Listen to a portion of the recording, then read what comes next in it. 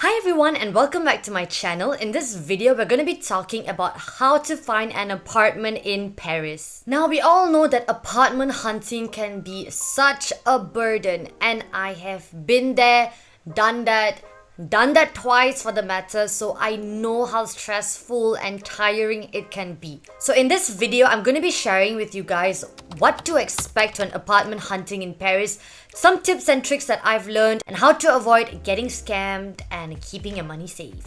Let's get into the video. So the first thing that you're going to want to ask yourself is, who do you want to rent your apartment from? Now in French, this is called a particulier, meaning person XYZ, or you or me, we could rent an apartment, or a professionnel, which is an agent in this case. Now the difference is that particulier, they get a lot of demands, and so they tend to be more selective on who they choose. On the other hand, if you go through a professionnel, then you would have to pay a one-time agency fee, and this could range from 100 to 400 over euros. It depends on which agent you're dealing with, and they basically take care of everything from signing of documents to whatever problem that you might have. The second thing that you want to look at is if you are looking for a furnished or non-furnished apartment. So this means that it's meublé or non-meublé.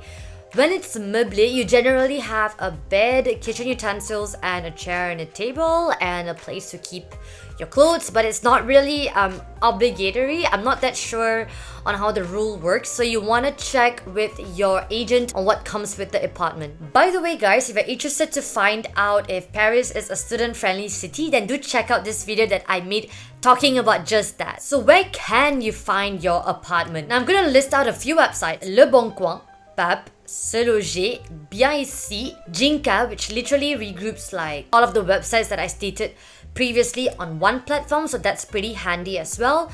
And if you are a student and you want to find like student residences, you could try Cruz, Studapart, or you could also look at Cité Université. When you look at private office, please be careful of scammers, because unfortunately that is something that is pretty recurrent in France, in Paris especially. If anyone ever asks you to pay money up front, never ever do it until you have visited the apartment and signed a contract. And if you ever find yourself in a situation that's pretty suspicious, it's better to stay away from it. So when you find an apartment that you like, you want to start off by sending a message to the particulier or the professionnel. And because they get so many demands, you want to come off as a nice and respectable person who is a worthy candidate for the apartment. So always start by saying hi, introducing yourself, say where you're from, what you're looking for, and how long you're looking to stay. Now if they respond to you, they usually ask you to send over a few documents, and this can be like a proof of your revenue, because in France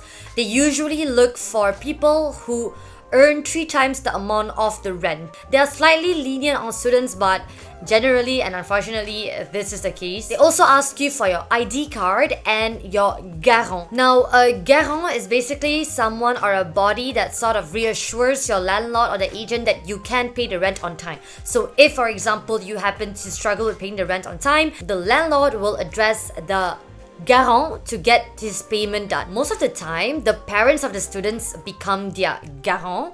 But when you're an international student, it is very difficult because they expect your garant to be someone who is literally residing in France, which makes it impossible for international students.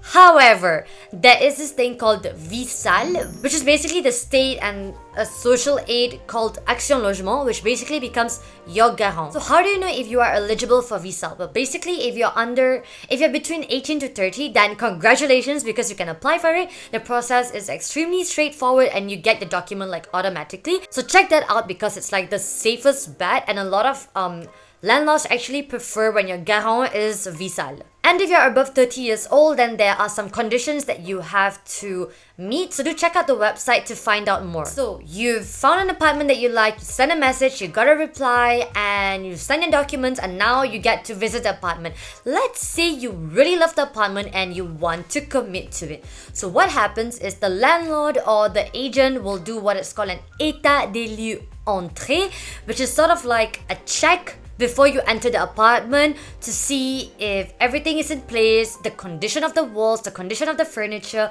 what's there, what's provided. And basically, when you sign your contract, you pay a deposit up front So at the end of your contract, you do an état des lieux sortie, which means you leave the apartment, and this is where the agent or the landlord will compare the differences between the entrée and the sortie. So you have to make sure that whatever was in the apartment stays in the apartment in the exact condition. If not, the deposit that you pay will be deducted to make up for the items that are lost or destroyed. Speaking about the deposit, it is very normal for landlords and agents to ask for about 1 to 2 months worth of deposit, and this is without the separate charges, meaning like water and electricity or whatnot. So obviously, like in the first month, your rent will be a lot higher because you'll be also paying your deposit. But if you leave everything in a good condition, then you get your full amount back at the end of your stay. So be sure when you're doing your état des lieux to take a lot of pictures of the apartment when you enter, so that if your landlord or the agent tries to scam you and accuse you of destroying the furnitures or whatnot, you have proof that the condition was as such when you entered the place. The last thing that you want to think about is the préavis. So this is something that you hand over to the agent or the landlord before you leave. Now be very careful, because if you are renting something that is meublé or fully furnished, then you can give the préavis like minimum 1 month before you leave the apartment.